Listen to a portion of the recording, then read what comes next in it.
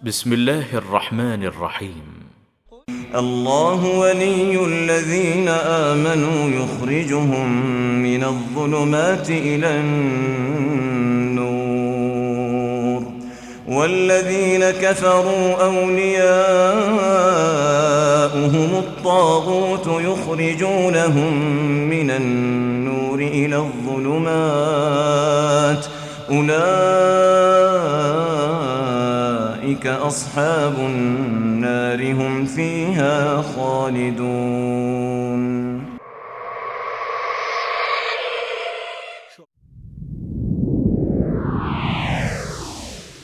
ہمارا پیغمبر یونس علیہ السلام ہم سے اجازت مانگے بغیر، ہم سے پوچھے بغیر اپنی بستی سے چل پڑا. وہ یہ سمجھا کہ شاید ہم اس بات پر قادر نہیں. حضرات، ہماری اس مجلس کے دوسرے خطیب ہیں فضیلت شیخ قاری خلیل الرحمن جاوید قاری صاحب. الحمدللہ علمی حلقے میں کسی تعارف کے محتاج نہیں، البتہ جو لوگ اس آڈیٹوریم میں مقصد ہے کہ دنیا سے جہالت دور ہو جائے، کلام اللہ سے مومن کا دل پر نور ہو جائے. یا الہی جب تک جسم میں جا رہے صد پہ تیرے محبوب رہے، میں رہوں یا نہ رہوں پر یہ دعا احمد اور عزت قرآن رہے. میں صرف آپ کی محبت کے جواب میں یہ دعا ہی دے سکتا ہوں کہ جس ذات کی وجہ سے آپ محبت رکھتے ہیں وہ ذات بھی آپ سے محبت کرے، اور جس طرح آپ نے مجھے یہاں عزت دی ہے اللہ آپ کو دنیا اور آخرت میں دونوں جہانوں میں عزت نصیب فرمائے. میں موضوع سن کے حیران ہو رہا تھا کہ شرک کے تو اتنے دروازے ہیں، آپ کہیں دور نہ جائیں، صرف ملتان میں چلے جائیں، جس گلی میں جائیں گے وہ دروازہ کسی نہ کسی مزار پہ ہی کھلے گا. اس قدر دروازے ہیں شرک کے کہ آدمی کس کس کو بیان کرے. دیتا ہوں فصاحت و بلاغت اردو زبان میں اس موضوع کو آگے لے کر چلنے والے ہمارے رحمان جناب قاری خلیل الرحمن. ان دونوں ہاتھوں کو کس نے بنایا؟ اللہ. اور یہ ایک ہی بندے کے دونوں ہاتھ ہیں، لیکن آپ اس ہاتھ سے سارے اچھے کام کرتے ہیں اور اس ہاتھ سے غلیظ کام سارے اس سے کرتے ہیں. میرا گھر ایسا ہے کہ اللہ تبارک و تعالیٰ کے رسول جب میرے گھر کی دہلیز پہ قدم رکھیں گے، گھر میں رکھی ہوئی چیزوں پر نظر ڈالیں گے، تو کیا اللہ تبارک و تعالیٰ کے رسول خوشی خوشی اگلا قدم اندر رکھیں گے یا رکھا ہوا قدم بھی پیچھے ہٹا لیں گے؟ اللہ کے رسول ایک وقت ایسا تھا، میں جوان تھا، بالکل کمزور تھا. اس وقت مجھے اس کے سہارے کی کوئی ضرورت نہیں، البتہ اس کو قدم قدم پر میرے سہارے کی ضرورت. یہ کمزور تھا، میں طاقتور. میری جیب میں روپیہ پیسہ تھا اور یہ بالکل خالی، حتیٰ کہ یہ ایک قدم چلنے کے لیے بھی میری انگلی کے سہارے کا محتاج. انگلی اس کو پکڑواتا تھا، چل سکتا تھا، ورنہ یہ گر جاتا تھا، میرے سہارے کا محتاج. اس وقت اگر میں اسے پھینک دیتا تو میرے سوا کوئی اس کا ہمدرد خیر خواہ کوئی بھی نہیں. پیار سے، بڑی محبت سے آج کے دن کے لیے میں نے اسے پوسا، اس کی خدمت میں نے ہر قسم کی مصائب اپنے اوپر لیے اور اس کو ہر دکھ سے میں نے بچایا. اللہ کے رسول آج حوادث زمانہ نے معاملہ بالکل الٹ کر دیا. اب میں کمزور ہو گیا ہوں، یہ طاقتور ہو گیا. اب میں بوڑھا ہوں، یہ جوان ہے. میری جیب خالی ہو گئی ہے کہ میں اب کماتا نہیں ہوں، کما نہیں سکتا، کام نہیں کر سکتا، اور یہ جیب اس کی بھری رہتی. اب مجھے اس کے سہارے کی ضرورت ہے، اس کو اب میری کوئی ضرورت نہیں. اسلم کی آنکھوں میں سے بھی آنسو آ گئے. آپ نے اس بیٹے کو کہا خبر انتا و مالک لابیک، نہ تو اپنا ہے نہ تیرا مال تیرا ہے. آج کے بعد تو بھی اپنے باپ کا ہے، تیرا مال بھی تیرے باپ کا. 5 وقت کی نمازوں کو پڑھے، یہ بھی قید نہیں با جماعت جا کے پڑھے، یہ بھی قید نہیں حرم میں جا کے پڑھے، یہ بھی قید نہیں مسجد میں جا کے کہیں پڑھے، گھر میں بھی پڑھے، لیکن پڑھے. مسجد میں بھی جاتی اچھی بات ہے، اس کو اجر ملے گا، ثواب ملے گا، لیکن اگر نہیں جاتی تو وہ ثواب جو مرد مسجد میں جا کے پاتے ہیں اس کو وہی ثواب گھر میں ملے. رسول تم پر بوجھ نہیں، رسول تم پر مصیبت نہیں، بلکہ لقد من اللہ علی المؤمنین اگر تم ایمان کا دعویٰ کرتے ہو تو ایمان والو اللہ کا رسول تم پر اللہ کی طرف سے نازل ہونے والا احسان عظیم ہے کہ اللہ نے یہ قرآن مجھ پر اتارا ہے۔ جیسے میں مثلا آیا، اب پاکستان چلا جاؤں، اب میں کسی سے جا کر کے کہوں کہ میں جب جدے گیا تھا بھائی عاقل سے میری ملاقات ہوئی تھی، میں پاکستان جاؤں اور کسی کو کہوں کہ میں جب جدے گیا تھا بھائی عاقل سے میری ملاقات ہوئی تھی، تو کیا اس بات کا یہ مطلب ہے کہ عاقل بھائی کے سوا کسی سے میری ملاقات نہیں ہوئی تھی؟ اس بات کا یہ مطلب ہے؟ اگر میں کسی سے کہوں کہ جب میں جدے گیا تھا بھائی عاقل سے میری ملاقات ہوئی تھی، اس سے یہ تو ثابت ہو گیا کہ ہاں بھائی عاقل سے میری ملاقات ہوئی ہے، یہ بات قطعی ہے، ٹھیک؟ لیکن اس بات سے یہ نتیجہ نکالنا کہ کسی اور سے میں ملا ہی نہیں ہوں، یہ تو اس بات سے نہیں نکلتا نا۔ اللہ کے نبی نے کہا وَأُوحِيَ إِلَيَّ هَذَا الْقُرْآنُ، یہ قرآن مجھ پر وحی کیا گیا، ٹھیک ہے، یہ قرآن آپ پر وحی کیا گیا، لیکن اس سے یہ نتیجہ نکالنا کہ قرآن کے سوا کچھ وحی نہیں کیا گیا، یہ تو ثابت نہیں ہوتا۔ قرآن وحی کیا گیا، ٹھیک ہے، لیکن قرآن کے علاوہ کچھ بھی وحی نہیں کیا گیا، یہ تو نتیجہ اس سے نہیں نکلتا۔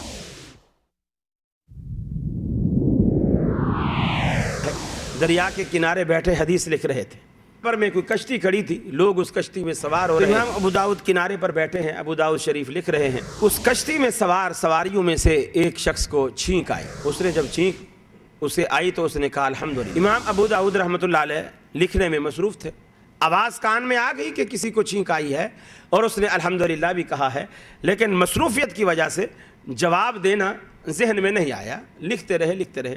جب حدیث پوری ہو گئی اور ادھر سے کشتی بھی نکل چکی تو پھر یاد آیا کہ یار کسی نے چھینک کہی تھی اور اس پر الحمدللہ بھی کہا تھا، تو میں نے اسے جواب ہی نہیں دیا۔ اے ابو داؤد، اگر حدیثوں پہ عمل ہی نہیں کرنا تو پھر تیرے لکھنے کا کیا فائدہ؟ جب اے میرے محبوب، جب تیرے اکیلے اللہ کی بات کی جاتی ہے تو دل سکڑ جاتے، تنگ ہو جاتے ہیں، جب غیر اللہ کی بات ہوتی ہے تو خوش ہو جاتے ہیں، بھاگ جاتے ہیں سن کر۔ اب دیکھو، میں نبی پاک صلی اللہ علیہ وسلم کی نعت سناؤں، میٹھے میٹھے جملے سنو، سارے خوش ہوں گے۔ جب توحید کی باری آئے گی تو آدھے اٹھ جائیں گے۔ جب میں میٹھے میٹھے جملے سناتا ہوں، صدقے واری جاو میں او دے حسن و جمال تو، صدقے واری جاو میں او دے حسن و جمال تو، جدے آیا جگتے ہو گیاں خوشحالیاں، پیارا چہرہ زلفاں کالیاں، میں تیرے نال محبتاں پالیاں، ہر پاسے پھیل گئی روشنی توحید دی، مٹ گیا دنیا تو راتاں کالیاں، مٹ گیا دنیا تو راتاں کالیاں، شان لے گئی حلیمہ چم کے سرکار نو، تے تڑیاں مڑ دیاں رہ گئیاں نخریاں والیاں۔ تساں بھی کہنا سبحان اللہ، سارے کہنا سبحان اللہ۔ تے جدوں میں کہنا ہے جے نہ ہوئی کول تیرے روشنی توحید دی، آکی کرن گیا قبراں تے بتیاں بالیاں، یہ کہنا گل چنگی نہیں کی تھی۔ اور میں کیا کملیا پراوا، قبر تے منہ بتیاں بالیں گا، روشنی اتے اتے رہنی، میت تک نہیں جانی۔ اپنی ہڈیوں کا رس پلا کر اپنے دل کے چین کو، اپنی ہڈیوں کا رس پلا کر اپنے دل کے چین کو، کتنی ہی راتوں کو خالی، کتنی ہی راتوں کو خالی پیٹ سو جاتی ہے ماں، صورت حسین یہ بدن ہے، اس کو بے جان ہونا پڑے گا، فرش مخمل پہ اے سونے والو، فرش مخمل پہ اے سونے والو، तुम्हें कब्र में सोना पड़ेगा।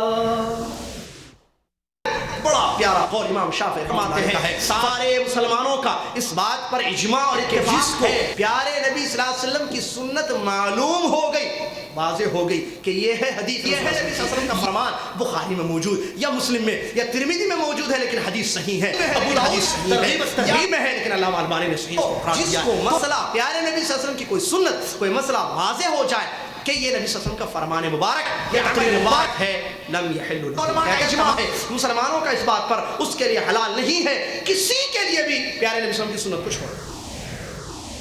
जज़ाए खैर दे इस मुल्क के वाली को, ख़ादिमुल हरमैन शरीफैन मलिक अब्दुल्ला बिन अब्दुल अज़ीज़ हाफ़िज़हुल्लाह ताला और वलीउल अहद सुल्तान बिन अब्दुल अज़ीज़ खलीलुर रहमान साहब। फिल खल्क़ि वल अम्र व नशहदु अन्न सय्यदना व सनदना मुहम्मदन अब्दुहु व रसूलुहु अल-मबऊस इलल अस्वद वल अहमर लितत्मीम मकारिमिल अखलाक ला युखलक़ु नबिय्युन वला रसूलुन बअदहु वला उम्मत बअद उम्मतिही वला शरीअत बअद शरीअतिही वला किताब बअद किताबिही वसल्लल्लाहु तआला अलैहि व अला आलिहि व अस्हाबिहि अल्लज़ीना हुम खुलासतुल अरब अल्लज़ीना हुम मफातिहुर रहमति व मसाबीहुल गुरल। अऊज़ु बिल्लाहिस समीइल अलीम मिनश शैतानिर रजीम। बिस्मिल्लाहिर रहमानिर रहीम। लक़द मन्नल्लाहु अलल मुअमिनीना इज़ बअस फ़ीहिम रसूला मिन अनफुसिहिम यत्लू अलैहिम आयातिही व युज़क्कीहिम व युअल्लिमुहुमुल किताब वल हिक्मा व इन कानू मिन क़ब्लु लफ़ी ज़लालिम मुबीन।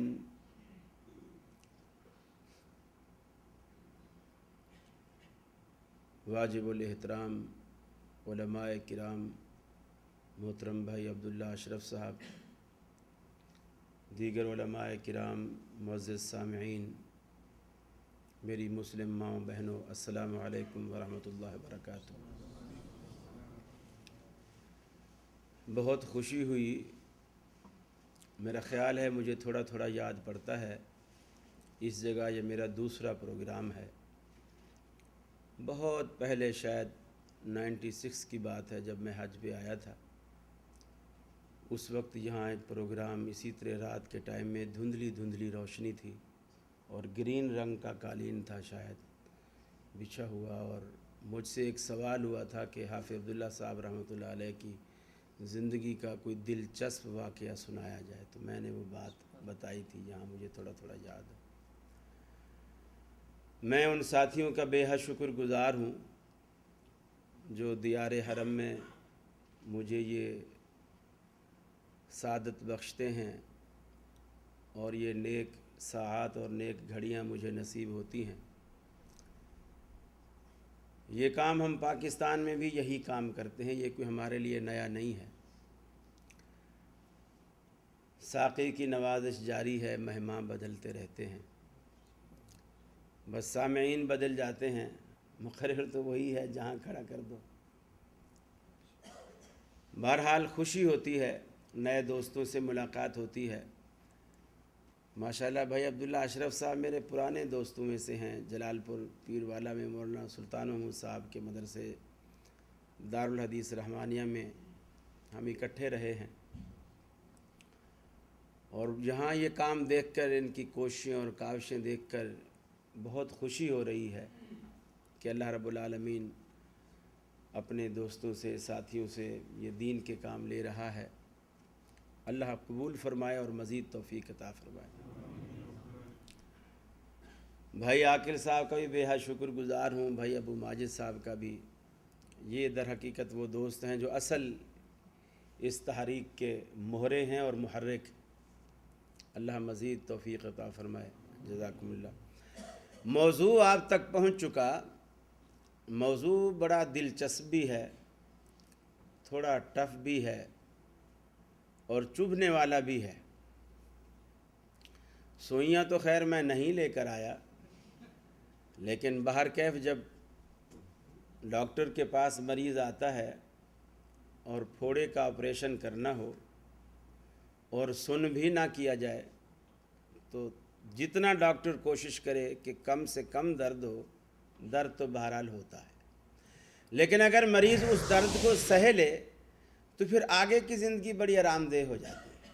وہ تھوڑی دیر کا ہوتا ہے، مواد نکلتے وقت تھوڑا دبائے گا، مواد نکلتے وقت تکلیف ہوگی، لیکن انشاءاللہ آئندہ کی زندگی بڑی خوشحال ہو جاتی ہے، اور انشاءاللہ ایسا ہی ہوگا۔ بھائی اشرف صاحب فرما رہے تھے کہ یہ سوالات اٹھتے ہیں کہ آیا حدیث کی حفاظت کا ذمہ بھی اللہ نے لیا ہے، اور آیا یہ 1400 سال پرانی باتیں آج تک کیسے محفوظ رہ سکتی ہیں؟ ہم صبح کا ناشتہ بھول جاتے ہیں، اچانک کوئی شام کو پوچھ لے مولوی صاحب صبح کیا کھایا تھا تو ہم سوچ میں پڑ جاتے ہیں۔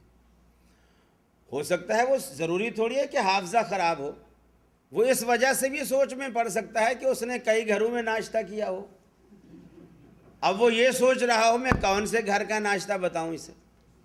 ہمیشہ بدگمانی کیوں کی جائے؟ گمان اچھا بھی تو رکھا جا سکتا ہے، اچھا گمان بھی تو کیا جا سکتا ہے۔ پھر دوسری بات یہ ہے کہ حافظے کمزور صرف حدیث کے لیے ہیں؟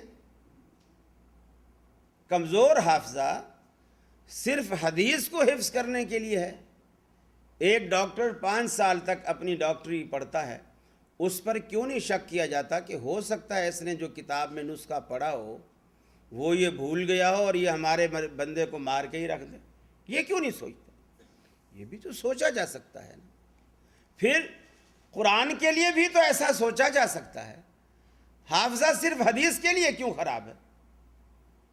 ہاں یہ الگ بات ہے، بعض زمینیں اللہ نے حدیث کا بیج بونے کے لیے بنائی ہیں، وہ یہ کہہ سکتا ہے کہ شاید میرے دل و دماغ کی سرزمین حدیث کے لیے موافق نہیں، اور یہ بد نصیبی ہے، اس کے سوا کچھ نہیں۔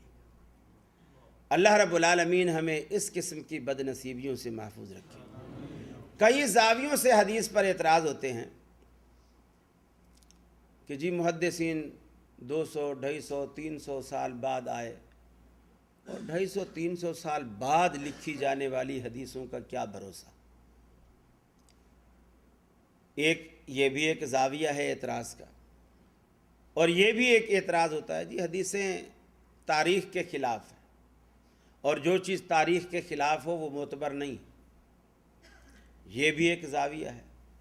ایک اینگل یہ بھی ہے کہ احادیث قرآن کے خلاف، ایک یہ بھی ہے کہ احادیث میں نعوذ باللہ من ذالک بے حیائی کی اور واہیات قسم کی اور عریاں قسم کی باتیں ہیں، جو آدمی مجلس میں بیٹھ کر یا گھر میں کوئی بڑا بیٹھ کر عورتوں کے سامنے بھی وہ باتیں نہیں کر سکتا، ایسی ایسی باتیں عریانیت حدیثوں میں بھری ہوئی ہے، یہ بھی ایک اعتراض کا انداز ہے۔ بعض یہ بھی کہتے ہیں کہ حدیث جو ہے وہ عقل کے خلاف باتیں کرتی ہے، اس لیے یہ اعتراض کے قابل ہے اور یہ مانے جانے کے قابل نہیں۔ بے شمار زاویے ہیں، در حقیقت اعتراض کرنے والوں کا کوئی ایک مرکزی نقطہ، ایک مرکزی پوائنٹ، ایک محور نہیں ہوتا جس پر وہ کھڑے ہو کر کہیں کہ جی بس ہمارا یہی بنیادی اعتراض ہے، اس کا آپ جواب دے دیں تو ہم مطمئن ہو جائیں گے، بلکہ یہ قدم قدم پر پینترے بدلتے ہیں۔ کراچی میں بہت دفعہ ہمارا واسطہ ہوتا ہے، بلکہ مباحثے بھی ہوتے ہیں اس بات پہ، تو یہ ایک جگہ پر ٹکتے نہیں۔ جب یہ اس بات میں پھنس جاتے ہیں کہ نہیں حدیث کا مسلمان کو انکار نہیں کرنا چاہیے، تو پھر یہ کہتے ہیں نہیں ہم حدیث کو انکار نہیں کرتے، آپ نے غلط سمجھا ہے، ہم حدیث کو مانتے ہیں، لیکن اس حدیث کو مانتے ہیں جو قرآن کے مطابق ہو۔ اب یہ بھی تو ایک اعتراض ہے کہ قرآن مجید نے یہ کہاں کہا ہے کہ نبی علیہ الصلاۃ والسلام کی وہ بات ماننا جو پہلے سے قرآن میں موجود ہو اور وہ اس سے موافقت رکھتی ہو تو ماننا، ورنہ نہیں ماننا۔ پھر نبی کو وہ بات کہنے کی ضرورت ہی کیا تھی جو قرآن میں پہلے سے اللہ نے کہہ دی ہے؟ جو بات اللہ نے پہلے سے قرآن میں کہہ دی ہے، نبی علیہ الصلوۃ والسلام کو وہی باتیں دہرانے کی کیا ضرورت تھی؟ پھر نبی کی ضرورت ہی کیا تھی؟ یہ باتیں اصل میں اس لیے کی جاتی ہیں تاکہ نبی کی اہمیت اور ضرورت اور افادیت پبلک کے سامنے، عوام الناس کے سامنے ختم کر دی جائے۔ اور اس کا بنیادی مقصد یہ ہوتا ہے کہ قرآن کی من مانی تفسیر جبھی ہو سکتی ہے جب نبی علیہ الصلوۃ والسلام کا قرآن مجید کے ساتھ رشتہ توڑ دیا جائے اور پھر قرآن کو الگ کر کے پھر اپنی لغت اور اپنی سمجھ اور اپنے دماغ کی بنیاد پر قرآن کی تفسیر کرنے بیٹھ جائیں تو پھر اللہ ہی حافظ ہے قرآن مجید کا، جو پھر وہ لوگ تیا پانچا کرتے ہیں پھر وہی جانتے ہیں یا پھر ان کا رب جانتا ہے۔